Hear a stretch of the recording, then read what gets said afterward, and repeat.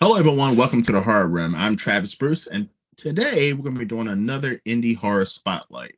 Today, I have first-time director here with us today, and he has an old school slasher that's going to be coming out late October of next year, and it's called The Weekend Deadaway. By the way, the poster looks amazing, and I have Clinton Phillips with us. Clinton, how's it going, my friend? I'm doing good. Thank you so much. Appreciate, Travis, all that you do and be able to spotlight and bring people like myself out there so the rest of the world can see that we truly exist and we aim to make great content for everyone else. I am proud to do this myself. I'm a huge indie horror fan, and I love to shine a spotlight. So, Clinton, please tell us about your new movie, Weekend Deadaway. Awesome. So Three Feathers Films has produced our first feature horror film.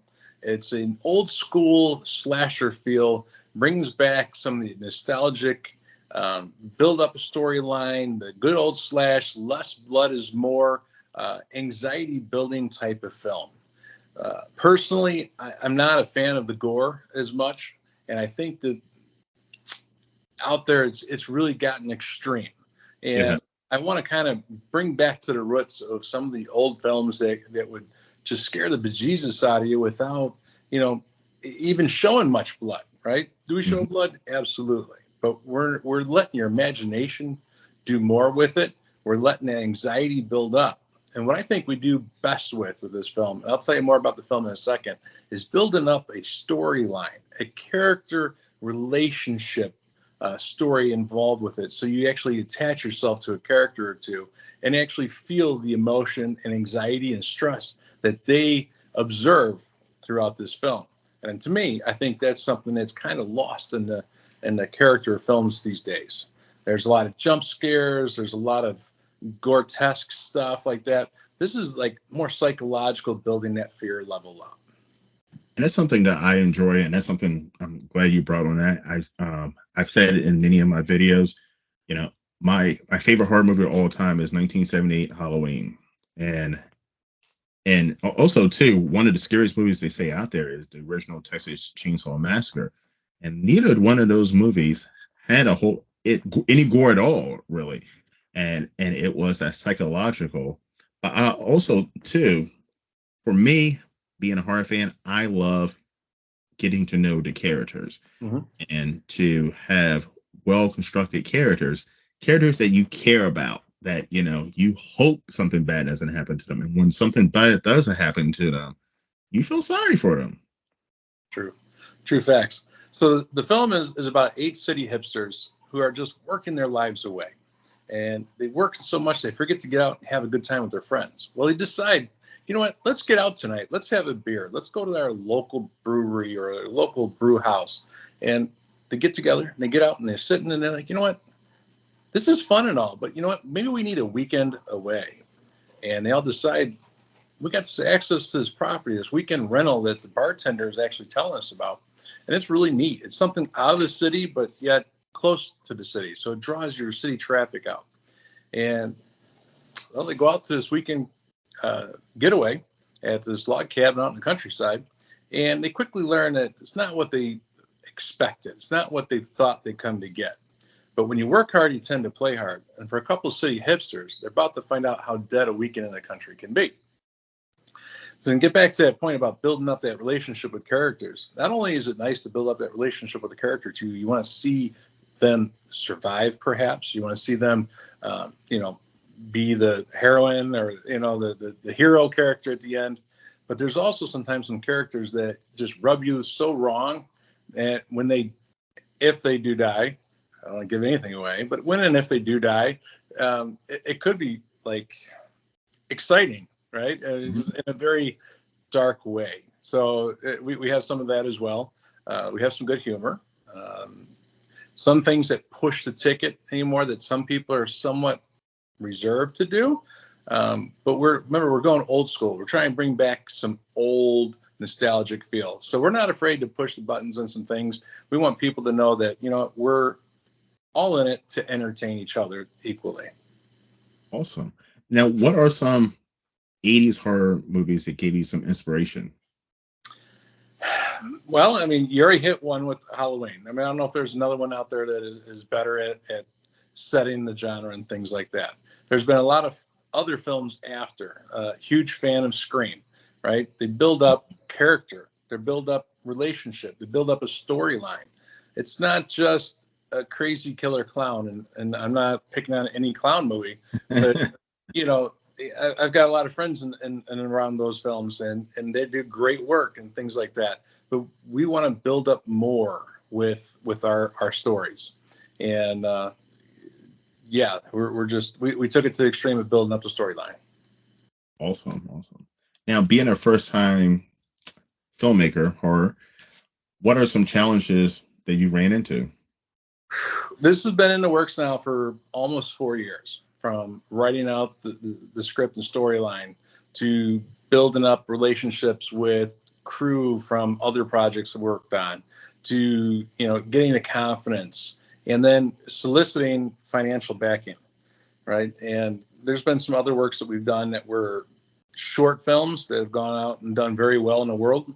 And unfortunately, we were told multiple times that if it wasn't for COVID, we think that this film could have been something that picked up in premise, or the concept could have been picked up. But we took that strength of doing well with those films, and we got financial backing, we got investors, and we were able to begin, full on pre-production, went into casting. We had national casting. We had actresses and actors come in from as far away as Los Angeles, Minneapolis, New York, Orlando, outside Cleveland, Ohio. We brought in a lot of people from across the United States. We didn't just Midwest cast, albeit two of the main stars of the film were from the Chicagoland area. But we brought in the best talent that we could pull from. Awesome. Now, when it comes to the selecting the actor to be the killer or the villain, were there multiple individuals you had in mind, or was there one person and they hit it out of the park and you're like, yeah, this is a winner? Great question. I had some conversations with some former WWE wrestlers, some connections and some friends of it, and big names, and they wanted it to be a union production. Unfortunately, we didn't have the budget for a union production. Still wanted them involved with it. They couldn't do it, but they really supported us. They want to see it when it comes out. So I kind of continued to work through that avenue. I was a big fan of the wrestler Kane that went on, do the See No Evil, and those are great horror films. The early 2000s. They had these wrestlers. They're gigantic people that just something outside of wrestling that they could do. So we want to continue to stay within that market, and got a lead for a gentleman called Madman Fulton. He's been in WWE, Impact Wrestling, and he's doing some AEW stuff now, and just a really all-around great guy. Behemoth of a man. I think he's like 6'10", 275 pounds, and just towers over everybody else. So you're atypical, large-statured character. Speaking of WWE, has anyone ever told you that you look like Kevin Owens? Absolutely. We went to, my wife and I went to an event out in Quad Cities, about 2 hours west of where we live outside Chicago. And there was a wrestling function where Madman Fulton was actually wrestling at, and some other up and coming stars of the NWA and AEW. And I was asked for the autograph a couple times. I'm like, no, I'm sorry, but I'm not him. So wouldn't mind having his salary, right? could be a good thing. Absolutely. So are there any things that you learned from making your first horror film that you were like, boy, with the next one, I'm not going to make these same mistakes, or I'm going to carry this over? This worked well. Probably one of the biggest things I had to learn was to kind of not sit back, but also have to observe cast and crew's attitude and demeanor, and and playing to their needs and wants, and keeping everyone happy, so you can have a completely fun, fluid, good running set. So that was probably my biggest challenge. Even though I do run other businesses of ours that, having quite a few different attitudes and characters, this was by far a big challenge. And making sure that you have all like-minded people really help go a long way, right? That they're there to help you, your dream come true, help you finish your dream, and not have people that's out there to make it about them. Because that just makes things for very difficult, right? Imagine. So that's one of the things. Some of the other things that could learn and have learned is how to do better special effects, more practical stuff. Try to make things look more real and not focus solely on computer enhanced types of graphics. I think that takes away from the originality, takes away from creativity, takes away from the hard work and effort that people put into doing things with their hands. So we want to focus a lot on that if we do this again in the future, which I think we may. We're very happy with where we've gotten so far with the film and our leads and where it's going. I think we can follow it up with a part 2. We already have that in the works. We have a storyline, things like that. So we'll see where we go. Now, with the abundance of different streaming services, has it made it? Do you feel like it's kind of made it easier for distribution wise? I think it can. I don't have enough experience with that to say definitively or say with confidence that it can. But I think that when independents have an opportunity and not feel shunned, not feel like they're pushed in the corner, got to stay in the shadows because you're nobody, we're not part of the big Hollywood picture, that it gives us more of opportunity to speak for ourselves and do that work. So I think streaming is good to that extent. Okay. We love going to theater. I love going to see it on a big screen and, just appreciating that whole experience, because that's an experience anymore. Unfortunately, that maybe most people don't have that ability to have that experience in their home, with their setting, their TV or surround sound or things like that. That, you need to some movies you have to see at the theater to really truly appreciate. I agree, and I'm a huge theater fan. And I was having a debate with a filmmaker a week ago, and I asked him. I said, "Do you believe, as an indie filmmaker, that streaming services have kind of killed off the box office?" And he said no. But I disagree. I think that if you look, especially around like 2010, people stopped going to the theaters because everything was at the touch of their fingers. And even now, movies that are released in the box office and the movie theater are now on a streaming service within a month. Mm-hmm. I would agree with that. We're looking at one that I missed in the theater. It was Talk to Me. I haven't seen it in the theater, but it's on my TV now for $19.99, and I could put 10 people in my living room to watch that film. So I think that does take away from that to an extent, and I hope that since COVID stopped and new content's COVID has reduced, that new content is starting to come back out, that the theaters can be stronger again and push their theatrical weight around, that streaming needs to, hey, it's okay. You can be like VHS and DVD wise. You can wait your 45 or 60 days, after the movie cleared the theater before it actually comes out. There should be, I think, some mandated time in between, so everybody has a chance at that piece of the puzzle or a piece of the pie per se. I agree. One of the perfect example was the Halloween trilogy.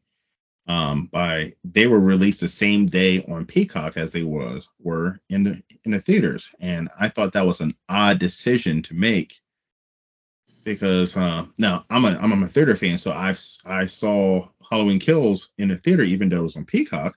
Mm-hmm. But Halloween Ends, I watched it that night, midnight on Peacock, and that took away money from from the box office. I would agree. Now, is that the Rob Zombie versions, or is that the? No, that's the one that afterwards. Okay, okay.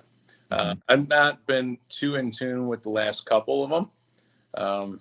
For I'm what missing. I'm drawing into them. But yeah, it would make sense if you're not paying anything on Peacock, per view per se, Hmm. that would take away. Or if it's a limited release, people are focused and forced to pay money to see it. Why would you not do that? I mean, if you make enough money, then I guess everything's fine. I guess, yeah. I mean, I was looking. I was like, because I think the second one made like $100 million, and I was like, boy, how much more would it have made if it wasn't streaming on free on Peacock the same release date. It just didn't make any. I mean, I know that they were thinking about COVID, but still, people were still going to make $100 million. People are still going to the movie theater to see it. Mm-hmm. I agree. So, what's something that you think that makes your movie stand out compared to some of the other horror movies in the genre that are being released right now? What's one thing you would say? I think what we did with the technical aspect of the filming, we filmed on an Arri Alexa, and we had some Cook special flare anamorphic lenses, which are an extremely, if you know, they're a very extreme, really rare lens that, most full-on large budget movies don't even bring these types of equipment in because it's a budget killer, or it's too much overkill. So we are priding ourselves on really good clarity. We had really good lighting. We brought in a great gaffer crew, and it's just really strong and energetic. So a lot of people were hungry, new type of people in the industry. They're not been around for 30, 40 years, and they're just trying to collect a check this week or next week. These are people who are trying to make names for themselves. So they really went above and beyond and did some special things with the camera work and the angles, and we set up our shot list that things were done differently. They're not just a handheld chase cam whatever. We brought in some great dollies, and the action work with the cameras is a lot different than what you're seeing with a lot of these other things. So we got away from the shaky handheld that sometimes might be good because it creates a little bit of anxiety in that particular situation. But then, some people don't like that either. It's too bouncy. It's hard to see, and cinematically may not be looking good for certain shots. But we did well with that. So that is one thing that we've done that I think is good. See what else, some other things that I think we've done that might set us apart. I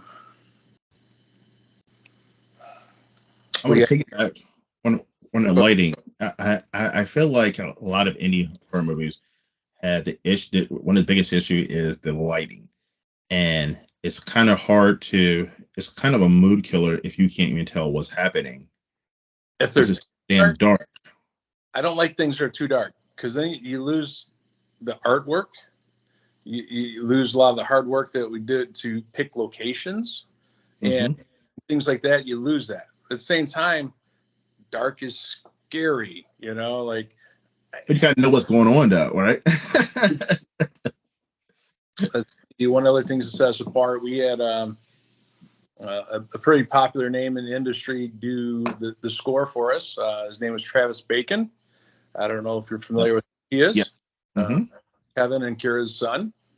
His sister has gone on to do some things with Smile and doing a sequel for that. So Travis was really excited to come in and do the score with us. And he wants to make a name for himself in this part of the industry. He's done a lot of other things, very successful, as the whole family is. But yeah, he did some good stuff with the score. So the score sounds really nice. It's not your. I think it matches with being 2023, right? It's new age score type of stuff, not just your high and lows, that might be atypical in the horror industry. There's a lot of time and effort put into this just for each sequence and scene that we've done. So that's, I think, a plus side for us as well. So you've done several shorts, and this is your first feature film. So what made you decide, you know what, I want to get into the horror filmmaking? Good question too. So I started acting myself probably about 10 or 15 years ago in and around Chicago. Started doing all the TV shows and movies, things like that. Kind of got tired of always being the featured, the background, the blur, whatever. Never get that good spot of upgrades or casted for a speaking spot. So instead of just being that person, I said, well, why don't I just produce and direct my own film? Then I won't cut myself out. I'll make sure I write myself in for a thing or two. But knowing that, I don't have the technical experience, I don't have the training, that I'm not writing myself in to be the star. I don't have a major spot in any of my films. I had enough to give myself some real and some quality. So that's how we kind of got from acting to producing, directing. And then to get to where we're at for a horror film, like I think any good artist would do, is they let something inspire them. And having access to a location, which is a couple hours outside the city, almost 100 acres, wooded, a log cabin, just it's its own horror film setting. So that spoke to my wife and I. That gave us the inspiration, said, you know what? Let's do this. There's enough people out there that love horror films. We have an idea. Let's make something original.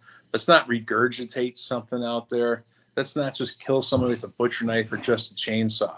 Not to take away from any of those popular franchises, but we went out there and we're killing people with different types of things you don't see coming, right? So you're random other tools, things that, the foreshadowing within the film that you didn't see, you'd be like, oh, that was that tool, that was that weapon, things like that. So kind of whatever a character can get their hands on, you might be killed by.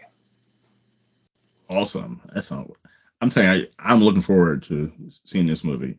Now, how important do you feel having good actors and actresses in a horror movie are? I know, going from the 80s, acting was not that important. Mm-hmm. Do you think in year 2023, do you think that has changed? I think there's different genres that require different levels of quality of acting. And I think if things are shot right and done right, less experienced actors might actually increase the value in a horror film. And I don't know if that makes sense, but if you see a quirky person just doesn't seem right, man, when they get killed, that actually it adds value to my opinion, right? Kind of like when your protagonist is killed, kind of the same way. You're like, yeah, I just didn't like that character anyways. I'm glad they died. But, having people that have experience in that genre certainly helps, because they know what you're looking for. They know that level of fear that you need to represent. And to me, I think when it comes to skills or experience in acting, it's not so much delivering a line, but learning when I edited, and we spent hundreds of hours editing, is having that character that can keep that same mannerism, to keep that same gesture, that same focus, that look, that head tilt and kick from shot to shot, makes things run so much smoother. Keeping that same tone, that same delivery is really helpful too. Let me go back a little bit here. With a lot of horror films that I've been seeing, and I try to watch a lot of independent stuff and whatever streaming platform, that you might see just one camera angle for that whole scene, right? And ours, we're doing a wide angle, we're doing close up, we're doing medium close ups, we're doing over the shoulders. We're really cutting different angles. So it was really tough to be able to cut this film out and make it flow and have continuity with it. That I think is another value added aspect to our film that a lot of other films don't do. Right? We took the time to shoot this thing from all kinds of different angles, so you can see everyone's reaction. You can see what's happening in the full picture. Awesome. And do you think, so one of the things I see, I'm not a filmmaker, but I watch a lot of films. Editing is pretty important. And how important do you feel editing is? Editing is taking all of everyone else's hard work and putting it together, and you know, gluing it, it's sanding it, it's polishing the edges. Everything has to come together and look good. And as much as is hard and important that your DP and your camera crew and everybody does, like, that might be all great, but if you can't put A and B together and make it work, then what good is that? You lose a lot of content because you can't edit it the right way. It doesn't flow. And having a great editor that has that hunger and desire and experience really puts things together. And we've got a great editor. His name's Rob, and he's been with us from other projects. And I think when I approached him 5 or 6 years ago for something, I think it was his first editing gig. And together, you know, we grew. And you know, he's won awards on some of our films for his editing. And I'm like, I don't want to trust anybody else with my projects. I want you to do it. So he came back and did this film with us. And, you know, probably 500 hours maybe of editing that, you know, we sat together mostly together on. And, you know, he can see my vision. He sees what I like, and he knows what I'm going to do or say before I even get to it. And he does it. And these things come together so nice that, you know, having somebody that's young enough and energetic enough, an asset. So editing is such a huge piece. And it might be the largest piece of putting the film together, actually. I agree. And I mean, just watching some movies, I'm like, oh, was there an editor there to, you know, that missed that, or was that supposed to be like that, or just like you said, this film does not have an even flow, and yeah, it can definitely kill a movie. It can. And after all these hours of editing, I think what's done to me is it's tainted my brain. So when I watch a film, you pick up on things now that the average person, you know, if they weren't trained or been like looking for the continuity issues or the blend, they don't see it. But now it's like you watch the movies, like, that's not right. That's not right. You know, like, it doesn't make sense. And people are like, I didn't see that. You know, so it's kind of hard to even come back and watch a movie without nitpicking. I get yelled at. I get told to shut up. Good talking. But yeah, editing will get your brain going. And you know, we could edit for. Let me back up a little bit. You film it and you're directing it, and you film 12 hours, and my day didn't end at 12 hours. You know, now I'm starting the next day build. I'm starting all the things that we need to do the next day. And then I get 3 or 4 hours of sleep and get up and do it again. But after we got done filming for 4 weeks, my brain thought I was still filming. I'd be sleeping, you know, and like, you know, you hear me yelling cut, you know, and these things, like, it just, your brain gets going. And after a couple weeks, that stopped, right? And you're like, oh, thank goodness, I can actually sleep now. And then you get in and start editing, and the same thing happens all over again. Your brain gets going. You don't stop. You know, you edit for 12 hours, you go home, you sleep, you're still editing in your sleep. Like, it doesn't go away, right? And I think this project is actually taking years off my life. The stress, the anxiety, the hard work, and things like that I'm really pushing, focusing hard to finish this project and make sure it gets out there so my family can appreciate it and start that new legacy for my kids and my wife, that they can have something they can appreciate, even if it does shorten my life. Even though I'm, you know, kind of kidding. Hopefully I'm kidding. That it doesn't truly shorten the life up, but it is so stressful. You know, like your different trades or different crew. I mean, they worry about what they're doing. They're not worrying about what other groups are doing. As the producer and director, you're worrying about everybody, you know, and it's so truly stressful that these people that do it for a living, like, God bless them, because it's not easy. This is really hard work. But that's why on my channel, I don't do movie reviews anymore. I used to do indie movie reviews, and because I can't bash indie filmmakers, I really can't. I mean, you guys are giving, you know, your all for a passion, and finances taking years off your life, and like, I can't, you know, bash anybody's work or art. But one thing I can say about editing, sometimes I watch a movie and it's something so basic, you know what I mean? But I'm like, oh, how did they miss that? Like a fucking microphone hanging in the shot. And I'm like, well, how did they miss that during editing? It I've probably seen our film now 400-500 times, and until probably the last 40 times, we were still catching things that we weren't sure. Like how did we miss that? Like Yeah. how did that happen? You know, so you're looking at this giant screen, and every time you watch it, you look in different areas. You try to see things over here, or there, not just the action, not just the delivery. You got to look everywhere because you will pick up on things. And even some of the big movies, you'll pick up a reflection in a mirror. You'll pick up, a boom shadow or something like that. So it happens. I don't, it's probably easier to be critical of mainstream movies that have a big budget, right? Did watch Nun 2. It was fun. There's some jump scares. I don't know if you've seen it, but I liked it. I was interested in it. Special effects was pretty cool, but if you're going to spend, I forgot whatever it was, $24 million on a budget and something doesn't look right or doesn't go right, that's a little easier to bash because they had every aspect of resources to not let that happen, And we're working with $300,000 and you're trying to make a 98-minute film and content look just like what they're doing. They're spending millions and millions on. Then maybe it might be a little harder to say, hey, you know what? They did what they could with what they had to work with. So we'll cut them a little bit more slack. I agree. And plus, like you guys are on a tight, indie filmmakers are on a tight schedule. I'm not saying that the big budgets are not, but I feel like you guys have a tighter schedule. You're trying to do X amount in a short period of time. And that has to be stressful as well.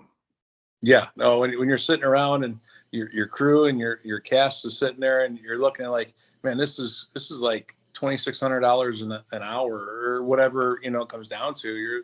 You don't want people sitting around. You want to make sure that they're all working. And, what that industry that, you're working for an hour or two a day and it's 10 hours of sitting because, you're in between of what you have to do and flipping the cameras or resetting the sets or decorating.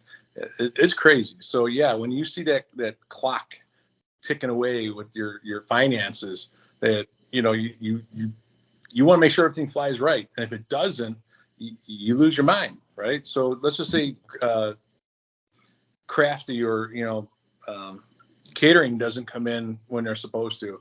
Man, that can just ruin a whole day. It just ruin a whole day for you. So there's so many little things that just have to go right, and everybody's got to play their part. That's true. Now, one last tough question. Yep. You're a first-time filmmaker. I interview a lot of first-time filmmakers. So if somebody's right now thinking about making their first horror movie, what's one piece of advice that you can give them? If you were going to commit yourself, be 100% committed. If you're unsure if you can commit yourself, don't get yourself into it. Because I think if you get yourself into it and you're not ready, you can tear a family apart. You can waste money. You can waste your people's time. If you got to be in it to do it. And you have to have heart and passion. If you don't have that, I don't think you should be doing it because it'll show. You have to have that desire. Has there been times during this project that you were like, yeah, I'm thinking about throwing in the towel? I'd be lying if I told you I didn't think about that hundreds of times. All right. That first day on set, what did I get myself into? Second day on set, what did I get myself into? Then you're like, day 15, you're like, this is almost done. I can finish this. Right. But that was the thing. I got committed and, like you're playing poker, you're pot committed. You have to write it out. You can't just stop and go away. You've got people that put their money in that you can't just turn around now at this point. You have to finish the project. You have to give them an opportunity to have a return on their investment. And it's just, you don't know what you're getting into if you've never done it before. You know what you're getting into. Have a mentor. Have somebody that's done it, be on your side to give you that prompting to give you that words of advice, give you that help that you might need, because whether you know it or not, even the experienced people, that everybody needs that help. Everybody needs that reassurance. You need that attaboy, that pat on the shoulder, or, things like that you'll get through this. You'll be okay. You can do it. If you don't have that, and it's, chances of failure increase so much. So if you want to make a film, have people around you, circle yourself with people, surround yourself with people that want to do it and be there with you. And then you have great chance of success. Awesome. So for your next movie, are you excited or do you have anxiety? I have anxiety doing podcasts. I do too. It's crazy because, people are going to watch you and they're going to critique you or whatever, or hear about this film for an hour, then they see it and they might feel let down. It's overhyped, or, they see it and be like, this guy needs to make more films. Having investors understanding how hard they work for their money. Most people, things aren't given to them. They have to work hard and earn it themselves. That if I waste somebody's money, I don't think I could ask another person for money again. That we need to be successful. Well, my opinion is, if we make $1 over budget, I'll consider that a success. You have an opportunity. If you break even, it's a lot better than losing everything. So if we make $1, then maybe we'll make another one. If they like it and somebody approaches me and say, we want a sequel, I'm like, well, let me tell you what I have in mind. And if it works, then we'll do it. If not, then you know what, this is a learning experience. This is an opportunity to share with my family, all the other trades that are involved with this, that they might want to get into something smaller, more, be a grip, you work in electric, camera, whatever, they could do any different things. I mean, there's a million different credits that you can get in and around a film that, you don't have to run the whole show. Okay. So if someone came to you and said, we like your horror movie, but are you interested in doing an action movie or some other genre? Are you 100% horror director, or no? Are you open to doing something else? A previous film we did, try to stay not overly political with things, but we did a entertaining PSA back in 2018 called When Two Wrongs. And it was about police officer safety and anti-human trafficking. And, I get it. Those are hot button topics and things that are, more important to some, not important to others. But it was really an emotional piece that was important to a lot of people. And, we could do dramatics. We can do things like that. And I think we've had enough comedy within this horror film that, bring in a few extra writers, we can do something different than a horror film. It just seems, I think, on a budget that we had, horror is easiest to be made with that. So can we do something else? I think so. I think Three Feathers Films has got something in the works for a dramatic piece for like a Lifetime original, a film that, we're still letting some things play out and to develop something there. So I think we could do a lot of different things. Okay. All right. So I got a random fun question for you. Yeah. So big name studio, New Line Cinema, or someone, New Line Cinema came up to you and said, here's a large budget. We want you to create a new Friday the 13th. What would your idea for a new Friday the 13th be?